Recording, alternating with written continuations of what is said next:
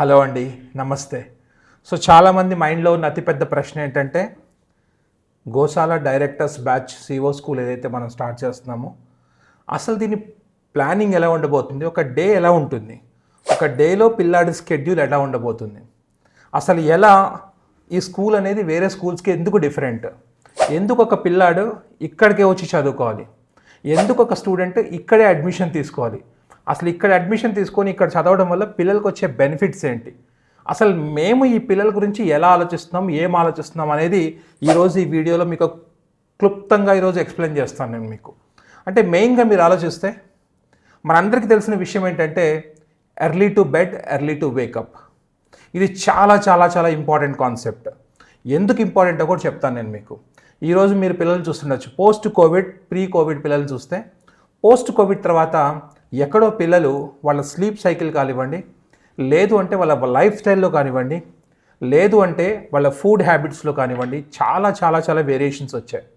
కాబట్టి దీనివల్ల డిఫరెన్స్ ఎక్కడ వస్తున్నాయంటే చాలామంది పిల్లలకి ఒబేసిటీ రావడం కానీ, చాలా యంగ్ ఏజ్లోనే పిల్లలకి మీరు చూస్తే డయాబెటీస్ కానివ్వండి, లేదు అంటే కార్డియోవాస్కులర్ డిసీజెస్ రావడం కానివ్వండి, లేదంటే ఆడపిల్లల్లో పీసీఓడీస్ కానివ్వండి, హార్మోనల్ ఇంబ్యాలెన్సెస్ కానివ్వండి, విపరీతమైన చేంజెస్ మనం చూస్తున్నాం. అంటే వీటన్నిటిని నాకౌట్ ఎలా చేయగలుగుతామంటే ఒక ప్రాపర్ హెల్దీ లైఫ్ స్టైల్ తోటి. సో ఈ పిల్లలందరికీ కూడా early to bed and early to wake up అనేటటువంటి ఒక ఇంపార్టెంట్ కాన్సెప్ట్ తోటి పిల్లలు రాత్రి 9 గంటలకల్లా పడుకుంటారు, ఉదయాన్నే 5 గంటలకి ఖచ్చితంగా లేస్తారు. సో వీళ్ళ డే అనేది 5 గంటలకు మొదలవుతుందండి. 5 గంటల నుంచి 5 గంటల 30 నిమిషాల వరకు ఈ పిల్లలందరూ కూడా ఇంపార్టెంట్ ఏవైతే డైలీ దినచర్యలు ఉంటారో అవన్నీ కంప్లీట్ చేసుకొని వెంటనే వాళ్ళందరూ కూడా గ్రౌండ్లోకి మెడిటేషన్ ఆర్ యోగా కోసం వస్తారండి. ఈ యోగా అనేది 5:30 నుంచి 6 o'clock వరకు హాఫ్ అన్ అవర్ ఎవ్రీడే ఖచ్చితంగా ఈ పిల్లలకి మెడిటేషన్ ఒక రోజు కానివ్వండి, అలాగే ఒక డే యోగా. అంటే ఆల్టర్నేట్ డేస్లో 3 days మనకు యోగా, అలాగే 3 days మనకు మెడిటేషన్ అనేది పిల్లలకి ఖచ్చితంగా 5:30 to 6 ఎవ్రీడే ఉంటుందండి. ఆ తర్వాత 6 గంటల నుంచి 6 గంటల 40 నిమిషాల వరకు 40 minutes అనేది ఒక యాక్టివ్ పీరియడ్లో పిల్లలందరికీ స్పోర్ట్స్ ఉంటాయండి. పీఈటీస్ ఉంటారు. ఆ పీఈటీస్ సమక్షంలో పిల్లలకి ఇంట్రెస్టింగ్ స్పోర్ట్స్ అంటే బ్యాడ్మింటన్ కానివ్వండి, పికిల్ బాల్ కానివ్వండి, వాలీబాల్ కానివ్వండి, త్రో బాల్ కానివ్వండి, ఈ పిల్లలతో ఆడిస్తాం మనం ఖచ్చితంగా. దీనివల్ల అడ్వాంటేజ్ ఏమవుతుందంటే అర్లీ మార్నింగ్ పిల్లలు ఎప్పుడైతే యాక్టివ్గా ఉదయాన్నే లేచి వాళ్ళు మైండ్ని పీస్గా ఉంచుకోవడం కోసం యోగా, మెడిటేషన్, అలాగే బాడీని ఫిట్గా ఉంచుకోవడం కోసము ఎప్పుడైతే స్పోర్ట్స్ ఆడుతున్నారో వాళ్ళ డే అనేది చాలా చాలా చాలా యాక్టివ్గా ఉంటుందన్నమాట. అంటే మెటబాలిజం అనేది పిల్లలది చాలా ప్రాపర్గా ఉంటుంది. మనం అంటాం కదండి, healthy body gives healthy mind, అలాగే healthy mind gives healthy body. ఈ రెండు కూడా ఒకదానితో ఒకటి ఎప్పుడు కూడా జోడించబడి ఉంటాయి అన్నమాట. కాబట్టి పిల్లల్ని ఉదయాన్నే సూర్యోదయానికి ముందు పిల్లలు ఎంత యాక్టివ్గా ఉన్నారు అనేది సూర్యోదయం తర్వాత వాళ్ళు చేసే యాక్టివిటీ మీద చాలా చాలా చాలా ఇంపాక్ట్ చూపిస్తుంది. ఆ తర్వాత పిల్లలు ఎప్పుడైతే మళ్ళీ హాస్టల్కి వెళ్ళిపోతారో ఫ్రెష్ అప్ అయిపోయి బ్రేక్ఫాస్ట్ చేసుకొని పిల్లలు రిటర్న్ ఎప్పుడైతే వస్తారో ఆ పిల్లలకి అసెంబ్లీ ఉంటుందండి. ఈ అసెంబ్లీలో prayer as well as most importantly ప్రతిరోజు 3 పిల్లలతోటి న్యూస్ పేపర్ రీడింగ్ అనేది మస్ట్ అండి. ఆ న్యూస్ పేపర్ రీడింగ్లో కూడా 3 పిల్లలు ఎవరైతే ఉంటారో ఒక స్టూడెంట్ నేషనల్ న్యూస్, ఒక స్టూడెంట్ స్టేట్ న్యూస్, ఒక స్టూడెంట్ స్పోర్ట్స్ కానివ్వండి, అవార్డ్స్ అండ్ అచీవ్మెంట్స్ కానివ్వండి, ఎన్వైరన్మెంట్ కానివ్వండి, ఈ 3 విషయాల గురించి డిస్కస్ చేస్తారన్నమాట. అంటే పిల్లలకు చదువుతో పాటు ఎక్స్టర్నల్ నాలెడ్జ్ కూడా చాలా ఇంపార్టెంట్.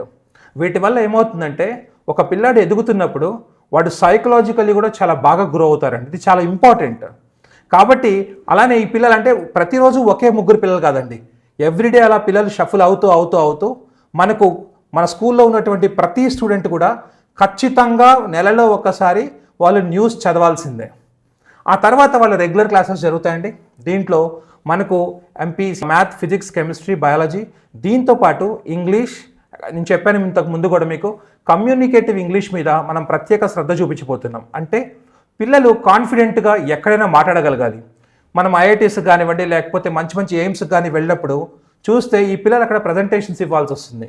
లేదు అంటే రేపు మీ బాబో పాప ఒక మంచి కంపెనీకి ఒక టీమ్ లీడర్గానో, లేదంటే అంటే ఒక ఐఐటీకి వెళ్ళి చదివిన తర్వాత క్యాంపస్ ప్లేస్మెంట్లో సెలెక్ట్ అయ్యి ఒక మైక్రోసాఫ్ట్కో, గూగుల్కో లాంటి మంచి కంపెనీకి వెళ్ళిన తర్వాత అక్కడ ఒక టీమ్ని లీడ్ చేయాలి, లేదు అంటే ఒక టీం ప్రజెంటేషన్ ఇవ్వాలి.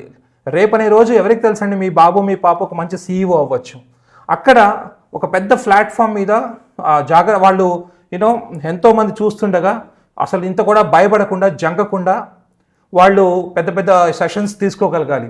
అంటే ఈ కెపాసిటీని మనం ఒక చిన్న పిల్లాడిలో స్టార్టింగ్ ఏజ్లో కనుక మనం లిఫ్ట్ చేయకపోతే పిల్లలు ఎప్పుడు కూడా తర్వాత వెళ్ళి వాళ్ళు వాటిని నేర్చుకోవడం అనేది కష్టమవుతుంది. అంటే వాళ్ళు ఉన్నటువంటి ఆ ఇంట్రోవర్ట్ నేచర్ కానివ్వండి, వాళ్ళ ఉన్నటువంటి ఆ టిమిడ్నెస్ కానివ్వండి, ఆ భయం కానివ్వండి వాళ్ళని కప్పేస్తాయి అనమాట. దీని నుంచి మనం పిల్లల్ని బయటికి తీసుకురావడం కోసము పిల్లలందరినీ కూడా యాక్టివ్గా కమ్యూనికేటివ్ ఇంగ్లీష్ క్లాసెస్లో లాంగ్వేజ్ యొక్క ల్యాబ్స్ అనేవి చాలా ఇంపార్టెంట్ అండి. ఆ లాంగ్వేజ్ ల్యాబ్స్తో పాటు సోషల్ స్టడీస్ కూడా.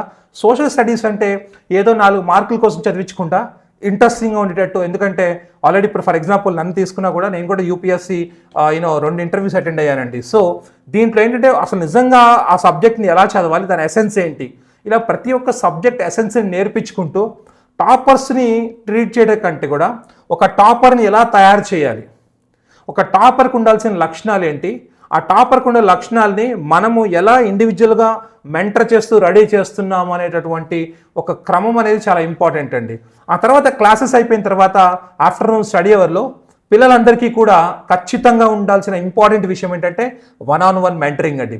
దీంట్లో ఏంటంటే ప్రతి క్లాస్కి ఒక మెంటర్ ఉంటారండి, ఒక టీచర్, ఒక అడ్మినిస్ట్రేటర్ తోటి ఒక పేరప్ అయ్యి ఒక మెంటర్షిప్ ప్రోగ్రామ్ అనేది నడుస్తుంది.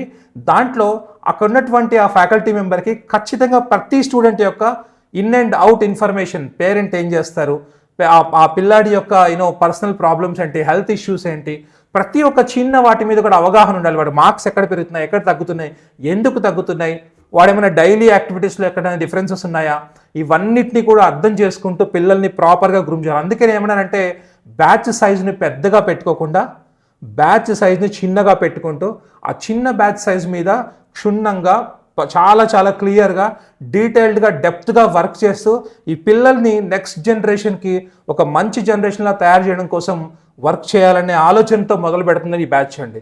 అలాగే చాలామందికి వచ్చిన ఇంకో ప్రశ్న ఏంటంటే ఈ బ్యాచ్లో టీచర్స్కి మిగిలిన వాళ్ళకి డిఫరెన్స్ ఏంటి. నేను ఆల్రెడీ ఇంతకుముందు కూడా చెప్పాను, ఈ బ్యాచ్లో అందరూ కూడా నార్త్ ఇండియన్ టీచర్స్ ద్వారా పిల్లలకు టీచింగ్ జరగబోతుందండి. అంటే లాంగ్వేజెస్ కాకుండా ఫర్ ఎగ్జాంపుల్ మీరు సోషల్ స్టడీస్ కానివ్వండి, తెలుగు కానీ ఇవి కాకుండా మ్యాథమెటిక్స్, ఫిజిక్స్, కెమిస్ట్రీ, బయాలజీ ఈ 4 సబ్జెక్ట్స్ ఏవైతే ఉన్నాయో కోర్ సబ్జెక్ట్స్, ఈ కోర్ సబ్జెక్ట్స్ అన్నీ కూడా ఆల్రెడీ ఐఐటి క్రాక్ చేసినటువంటి టీచర్స్ ఎవరైతే ఉన్నారో, ఆల్రెడీ ఆల్ ఇండియా కాంపిటేటివ్ ఎగ్జామ్స్ని ఎవరైతే క్రాక్ చేశారో వాళ్ళ ద్వారా మనం ఈ పిల్లలకి అంటే ట్రైన్ చేసినప్పుడు ఏమవుతుందంటే పిల్లలకు ఆల్రెడీ వాళ్ళు ఆ ఎగ్జామ్ క్రాక్ చేశారు కాబట్టి దాంట్లో ఉన్న గ్యాప్స్ ఏంటి, దానికి కావాల్సినటువంటి ఒక ప్రిపరేటరీ స్టాండర్డ్స్ ఏంటి అనేవి క్షుణ్ణంగా తెలుస్తాయి. కాబట్టి వాళ్ళు ఈ పిల్లలకి చాలా జాగ్రత్తగా పద్ధతిగా నేర్పించగలుగుతారండి.